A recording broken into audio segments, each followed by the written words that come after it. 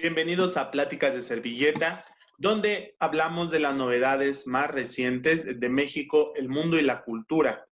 Para acompañarme, como siempre, César. ¿Cómo estás, César?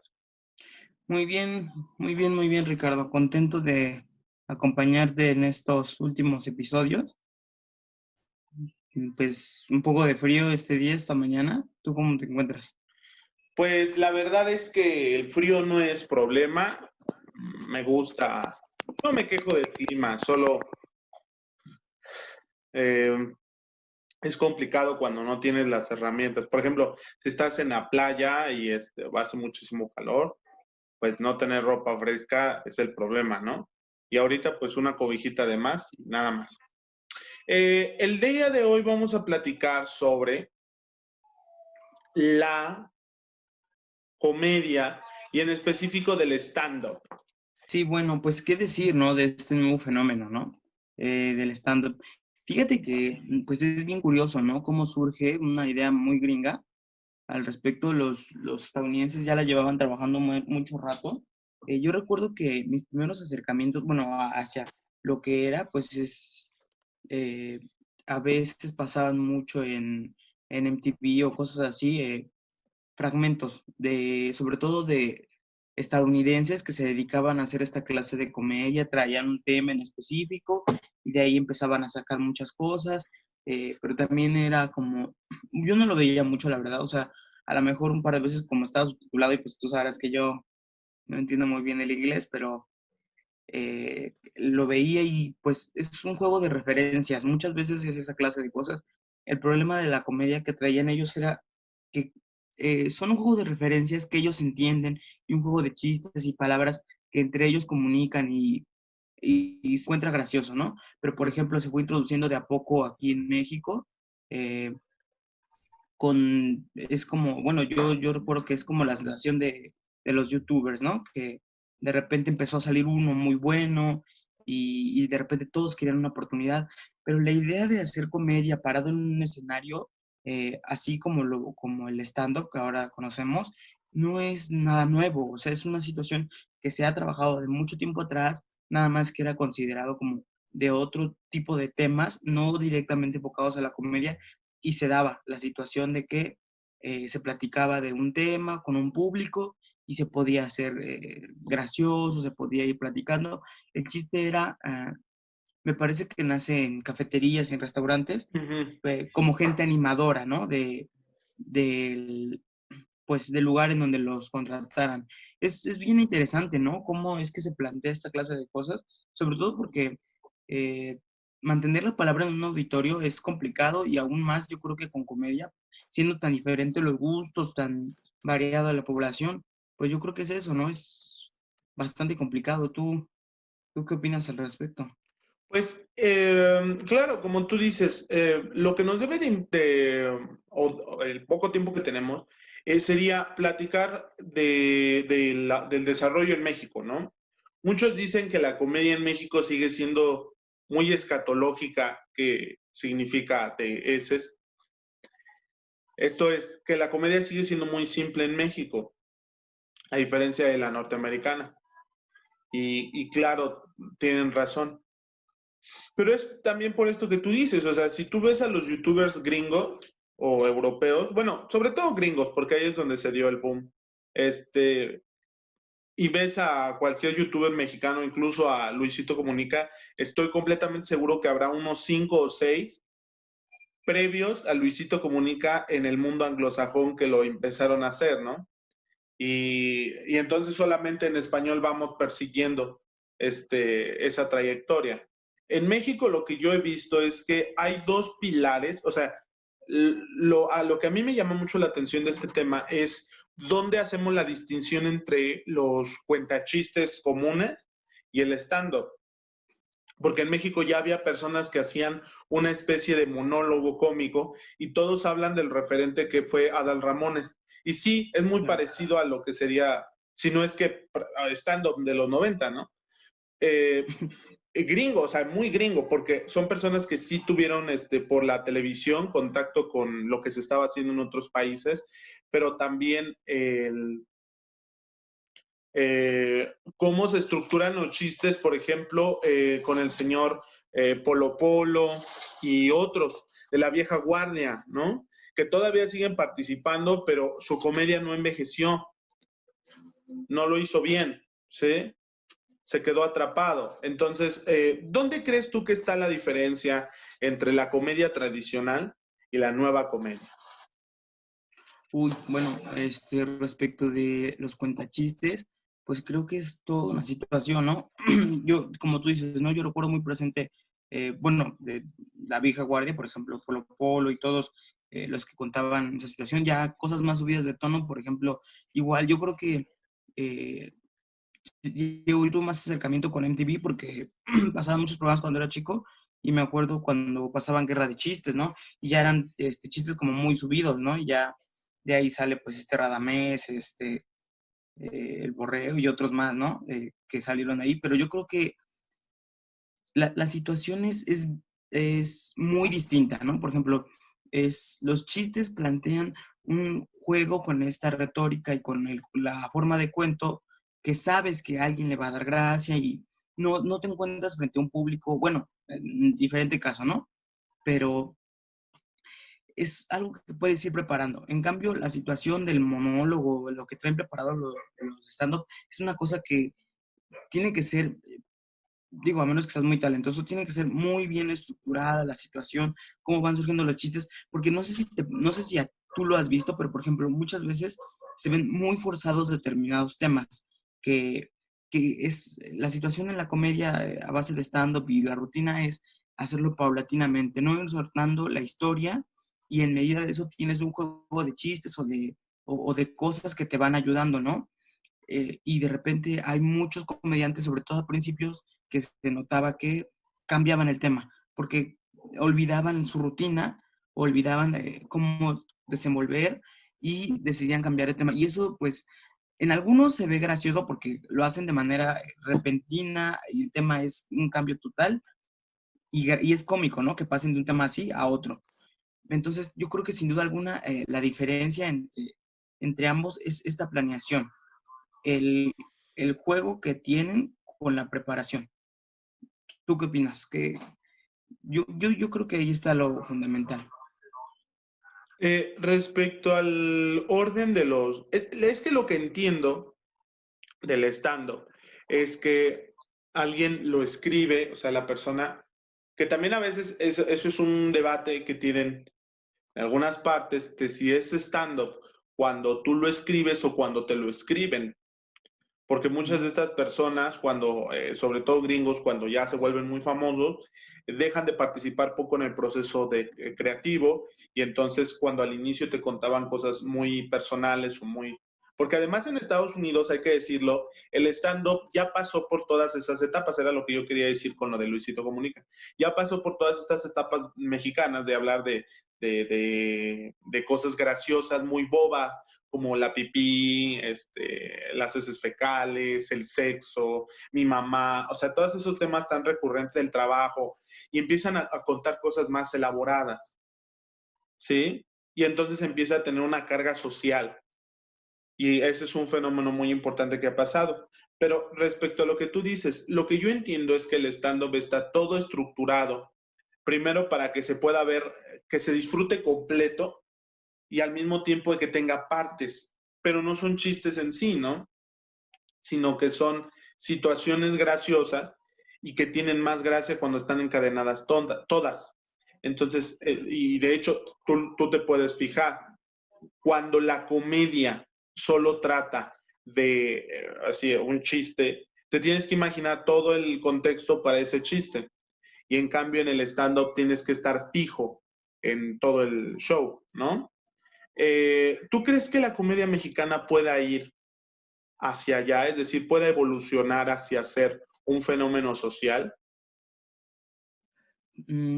Pues yo creo que sí, la verdad es que se ha visto un juego de cambios pues bastante llamativo, ¿no? Por ejemplo, a mí algo que me sorprende es que eh, las personas que se introducen en el mundo de stand-up, ¿no? Que son personas poco usuales, no es el grueso de la población. Por ejemplo, hay mucha participación del sector LGBT Y es que yo creo que resulta muy gracioso, bueno, no gracioso sino porque sean ellos, sino por los temas que traen, porque es algo completamente distinto a lo que el grueso de la población ha vivido y hacen un juego de chistes pues muy bueno, la verdad. Eh, no sé, yo pienso que sí hay una evolución y nos permite estar viendo un nuevo juego de rostros y de personalidades en televisión. Yo creo que, pero una evolución en cuanto a la situación del discurso, yo la veo bastante complicado, porque incluso eh, yo creo que no ha habido, bueno, no podría yo decirte a alguien que yo crea que ha buscado un tema verdaderamente para conectar, ¿no? Algo distinto que no sea el de la comedia. ¿Tú has visto a alguien? Pues no, no quiero ser simplista ni nada por el estilo, pero, y es justamente lo que tratábamos cuando queremos incluir a más personas en diferentes temas. A ver, el asunto LGBT, y que justamente yo estaba reviendo el episodio de preguntas, servilletas incómodas, y decía, pregunta expresa, ¿tú crees que sea un trampolín? Y yo te decía, sí. No, y esa yo no la pude explicar, ni ahorita lo voy a hacer. Pero lo que quiero decir es, la comedia tradicional ya explotaba un estereotipo. Ahora, no quiero caer en la simpleza de las personas que dicen que hay que censurar.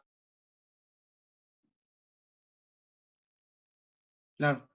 Este, Pues sí, la censura es un juego peligroso, ¿no? Sobre todo en la comedia, aunque, por ejemplo, todo un tema, ¿no? Cuando pasó esto de Chumel, me pareció que abordaron, por ejemplo, el concepto de políticamente correcto, que es una situación que hoy en día muchos hablan en la comedia.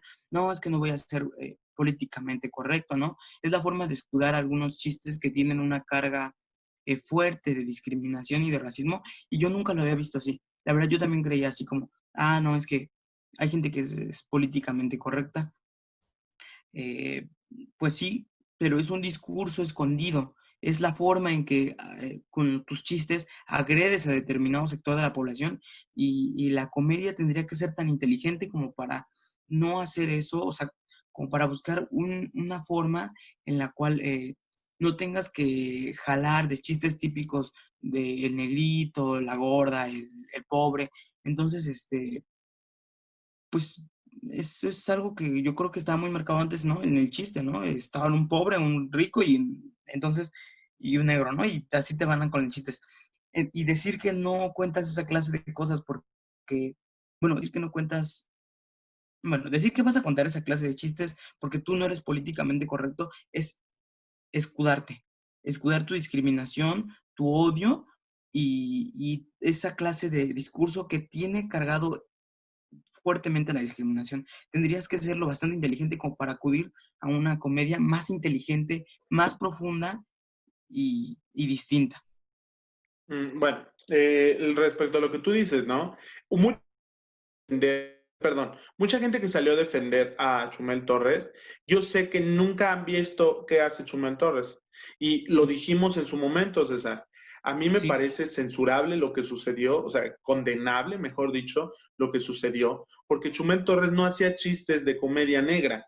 A él no le dicen, oye, es que tu comedia es mala. Si a esas fuéramos, Eugenio Derbez ya no trabajaría en este ya, país. ya, Pero lo ya que de a hace él rato se que le no. recrimina, lo que a él se le recrimina es que hizo en, no sé, 50 programas comentarios hirientes y directos a una persona que no es una persona pública y que es un menor de edad. Entonces, eso es lo que se le recrimina. A él no se le dice, no te burles del presidente. El presidente jamás ha hecho eso. Él tiene sus propios medios para hacer llegar esa información, como cualquier persona de poder. Y además, ni siquiera se le dijo así como no lo inviten. Ese señor que va a ir a un foro de discriminación y de racismo, se ha valido de eso para hacer ataques personales. Eso ya no es comedia. Y cualquiera que diga libertad de expresión es porque no sabe nada. Ando muy intenso. Y lo que tú dices de la comedia, ¿no? En México lo políticamente correcto está muy difuminado. y no quiero, es muy simple platicar de ello, pero lo que decía yo con el estereotipo LGBT es que ya estaba presente ahí y ellos justamente han utilizado esa ventana para explotarlo y darle otras dimensiones. Lo mismo que las mujeres, lo mismo que, por ejemplo, hay mucho extranjero de habla hispana también haciendo stand-up en México y también explotan ese recurso de cómo nos ven en el extranjero, cómo nosotros los vemos a ellos, etcétera. Pero es darle más dimensiones. Con esto quiero decir que para mí hay un límite muy claro en la comedia. No necesitas ser políticamente correcto, sino necesitas ser no ofensivo y no de mal gusto, es decir, no demasiado burdo y demasiado bobo, porque la idea es que todo eso estuvo bien en su momento, o sea, ya nadie se ríe de que se avienten un balde de agua, ¿verdad, TikTok? Y porque ya lo hizo Chespirito y antes de él lo hizo Chaplin y antes de él quién sabe porque Chaplin también plagiaba cosas. Entonces, ese es el asunto, ¿no? En México tenemos un problema grave para diferenciar aún y es muy hipócrita aún el punto de referencia entre ser o no ser políticamente incorrecto. Que a veces, como tú dices, se utiliza como un escudo de, disculpen, lo que voy a decir es sexista, machista, homófobo, pero es porque yo no soy políticamente correcto. Es casi como una etiqueta de calidad al pura. Sí, no, esa es pues una situación bastante lamentable. Y te digo, respecto a eso, yo creo que más que nada tiene que ver con la evolución, porque no se le recrimina, como de nuevo tomando el caso de Chumel Torres, que es el que está más presente, no se le recrimina el hecho de que lo haya hecho. El problema es que lo siga haciendo, porque da a entender que no hay un crecimiento personal al respecto en el tema. Por ejemplo, no sé, por eso es que no deberíamos de juzgar en el pasado, ¿no? Porque no estaba tan fuerte este discurso, no estaba tan avanzado, y yo no digo que no sea, que no haya sido malo en su momento, solamente digo que las personas que los decían o sostenían chistes de esta clase no estaban tan informados, era una situación distinta, que hoy en día sí sería reprochable si lo hicieran, porque de nuevo denota que ni con todo lo que han visto, la apertura hacia distintos discursos, hacia nuevas voces, hacia nuevos temas, no ha impactado en ellos. Eso es el problema principalmente, que es lo que yo creo. Yo lo he llegado a hacer, pero te digo, y ya lo hemos dicho y no nos vamos a cansar de decirlo, es un proceso de crítica, de autocrítica y más crítica hacia tu persona, hacia tu discurso, hacia lo que dices, hacia cómo te comportas y la clase de modelos que sostienes frente a otros. No puedes simplemente retroceder y decir, ay, pues ya no es gracioso, ya no es el tema, por ejemplo, eh, la situación de los pobres, ¿no? Ya no puedes decir, ah, ya no es tema, ya no está en la agenda pública hablar de los pobres, entonces ya podemos bromear de los pobres y ya podemos hacer gracia de el clasismo, de toda esa clase de cosas, porque lo de hoy es la agenda LGBT y las mujeres. Lo demás, ya podemos volver a bromear y podemos seguir haciendo discriminación. No, eso denota principalmente que no hay una evolución en tu discurso, que abordas temas por conveniencia, como trampolín, y hay gente que así es, ¿no? Se adueña de discurso del momento. Respecto a lo que dices de la agenda, de que existe a ver, hay un tema principal y que se vende muy bien, que es tal, y luego otro. Y yo sé que hay personas, es que eso ha sucedido, que se montaban en uno y lo siguen haciendo. Y sobre todo en la política estudiantil, y vamos a ver qué calidad de personas. Ahí está, por ejemplo, algunas representaciones estudiantiles que lo que han hecho. Y lo que es abajo es arriba, o sea, en la política nacional también ha sucedido. Personas como el alcalde de Catepec, ¿no? Que es el mío. Conforme más hacia abajo te vayas, vas a encontrar más personas de este tipo que toman la agenda, toman un movimiento como es el de Andrés Manuel y que venció en las elecciones para montarse y a ver qué ganan. Lo mismo sucede en la política estudiantil. que venden su alma a cualquier director por unas pocas nueces, ¿no? Y probablemente, Un par de clases. sí, sí, y probablemente lleguemos a un punto en donde la comedia, lo que te decía yo, puede ser parte de una crítica social más amplia, pero también, y vamos a ser sinceros, en México hay que hacer lo que se vende. Hay que hacer lo que se vende. Lo que yo quiero decir, y al respecto de César, es que sí es importante hablar de, y hay cosas muy graciosas que nos causan risa, y cae casi en el realismo mágico, de todo lo que le sucede a las mujeres, a las minorías, ¿sí? Y de eso ellos hacen mofa, desde su perspectiva. Es lo que siempre dicen de, yo me puedo reír de los negros porque soy negro y tú, una cosa ahí medio rara. Cada quien está haciendo sus reglas propias de la comedia. Lo que yo quiero decir es que es muy importante, obviamente, saturar el tema de la agenda pública porque es lo que está vendiendo. O sea, si todos están haciendo películas de superhéroes y yo quiero hacer un western, pues probablemente no venda en taquilla. Y luego para tratar de hacerlo en ciencia ficción hicieron una que se llamaba Vaqueros contra OVNIs o una cosa así. No sé si la llegaste a ver.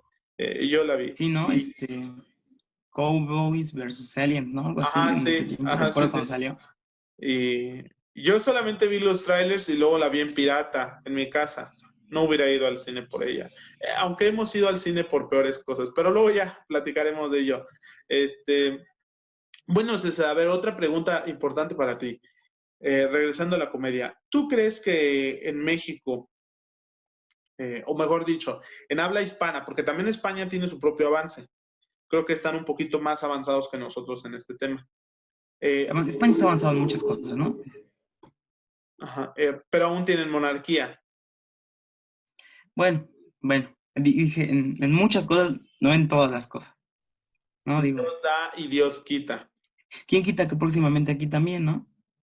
A lo mejor es de avanzada una monarquía. Eh, ¿Qué te digo? Allá tienen todo un pleito justamente sobre el periodismo ahorita, justamente sobre el periodismo y el gobierno español, ya nos distrajimos, pero tienen un pleito mucho sobre los límites a la libertad de prensa, que todos consideran que son límites muy amplios y la verdad es que no. Un reportero y era lo que yo le decía a alguna profesora en la universidad, una cosa es dar una opinión y otra cosa es mentir. Eh, ¿Tú crees que la comedia, o tú crees, mejor dicho, que la comedia nos da una herramienta, a ver, no, perdón, disculpa, es un tema muy ñoño. ¿Tú crees que la comedia nos pueda servir eh, para hablar de todas estas cosas? Es decir, ¿tú crees que va a asumir su responsabilidad de hablar de todas estas cosas o por la industria, por el dinero, va a terminar como antes, los cuentachistes? Es decir, llegaron a un punto en los 80, 90 y a partir de ahí se quedaron 20 años. ¿Tú crees que el stand-up se va a estancar en México por la autocensura que tenemos, por el pleito de la libertad de expresión, todas estas cosas? ¿Qué opinas? Yo pienso, pues indudablemente que sí, porque al final del día es un factor muy comercial. Muy pocos comediantes han demostrado, como te he dicho, hacer la diferencia y abordar una comedia. Es que no llamémosle comedia de cultura, sino una comedia en donde busquen un trasfondo, que quieran hablar de un tema al respecto, sino que es toda esta clase de anecdotario. Yo no veo que hay una evolución. Yo creo que todo se va muy enfocado al factor comercial. ¿Quién llena más lugares? Hay muchos de los estandoperos que han sido contratados por narcotraficantes, presidentes. Entonces, yo creo que al final del día todo es un factor muy comercial y las ideas terminan siendo eso. Por ejemplo, ahorita tú hablabas de la situación de que hay que hablar de lo que vende y entonces estamos economizando los discursos, ¿no? Apoyando a quien más tiene poder adquisitivo, quien más gracia da, pues más le inyectamos, ¿no? Y eso al final del día es un factor. O sea, no podemos negar que el hecho de que estando por sea gracioso no va a evitar que se le quiten lugares o programas. Si, o sea, si tiene, bueno, a ver, A lo que voy es que si alguien tiene un buen discurso y tiene una comedia muy bien hecha, muy bien preparada, de nada, ni los medios electrónicos, ni la publicidad, no va a servir si no hay un apoyo.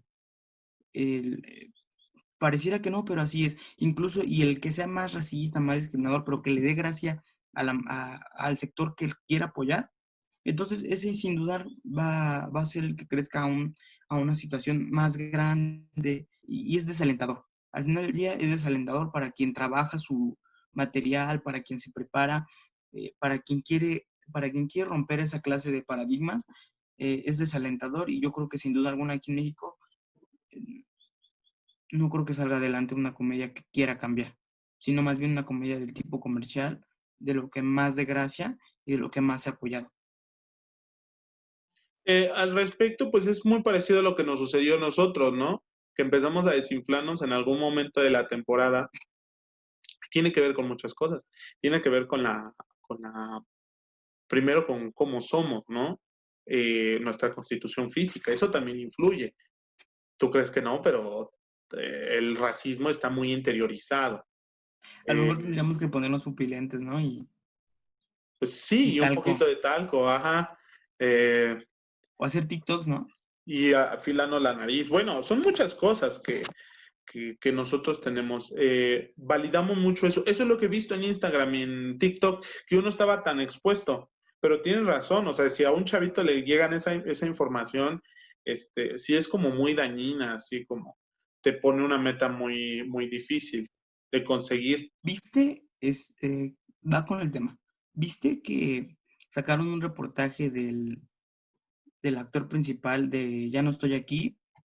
Y en la revista lo pusieron en la portada y con un juego de luces lo blanquearon completamente, o sea, el, no sé, un tono bastante marcado blanco y lo bueno es que la gente ya no es tonta y empezaron muchos a comentar esa clase de cosas, o sea, pero ya con un juego de luces que la persona, tú lo viste en la película, es moreno, sin duda alguna, nadie podría decir que él es eh, moreno clarito, esa clase de cosas, ¿no? Para atenuar. Él es moreno y en la revista, en la portada, claramente se ve blanco, o sea, el color de piel. Y esta clase de cosas, como tú lo dices, ¿no? ¿Y por qué? Y ya lo habíamos platicado en algún momento de lo de las series, me parece. Algo muy parecido sucedió, el regreso con nosotros, que justamente decimos algunas cosas que no gustan, porque muchos se han creído muchas mentiras que les han dicho. Y no, ay, los Watchmen, no, no, no, no, sino de que hay muchas mentiras respecto a la universidad. Y fíjate, perdóname, aunque sea muy simplista, a mí me parece que la comedia a la que debemos de aspirar es la siguiente. En un show que hizo Comedy Central aquí, hizo para el 15 de septiembre, hizo una participación el tío Robert. Y él es un guionista, y entonces hace una comedia muy, a veces que no le da tanta gracia a la gente.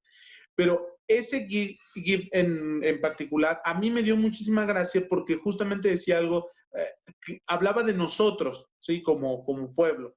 Y tiene una parte en donde dice, es que nos han dicho que todo lo mexicano es chido y no es cierto. Es algo muy parecido a la universidad. Nos han dicho que es muy chida. Sí, pero todo lo tenemos que ver con autocrítica. No nos tenemos que convencer esa mentira de que, ya, eres de élite.